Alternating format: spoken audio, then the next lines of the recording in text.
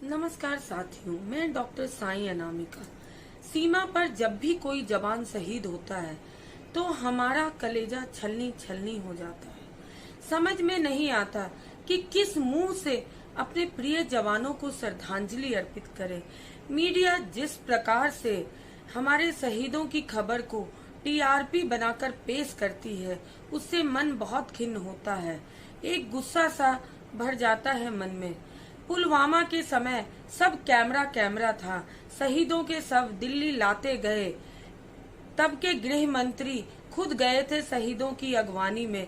प्रधानमंत्री ने श्रद्धांजलि दी, पर इस बार वही गृह मंत्री जब रक्षा मंत्री बन गए तो परंपरा भूल गए क्या?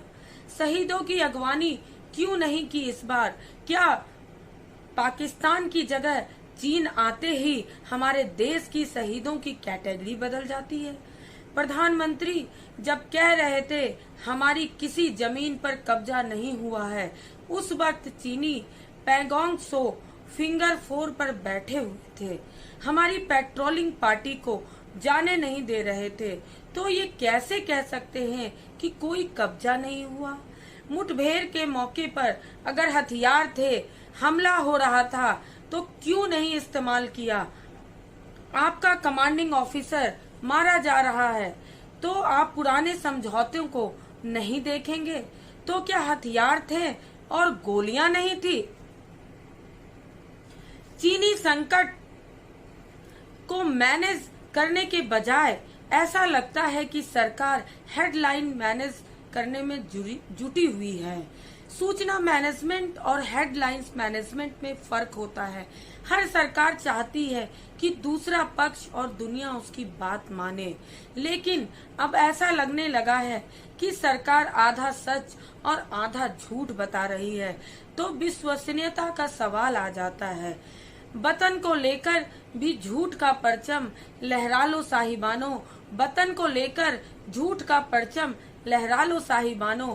वो 10 जवान तो जानते हैं जो कब्जे में थे और रिहा किए गए। इस बार विंग कमांडर अभिनंदन की वापसी की तरह बॉर्डर पर कैमरे नहीं थे, न चीन की सीमा से आने वालों के नाम, मगर सेना की यूनिट में पता होगा कि कोई आया है। मोदी सरकार की मर्दानगी गायब नहीं हुई है, वह बस चुनिंदा मामलों में ही उजागर होती है, जिसमें बुद्धि का प्रयोग शायद ही दिखता है। चुनाव जब होने ही वाले हैं, तब इस माहौल में भारत उग्र चीन के प्रति घबराहट भरा सम्मान प्रकट करता नजर आ रहा है।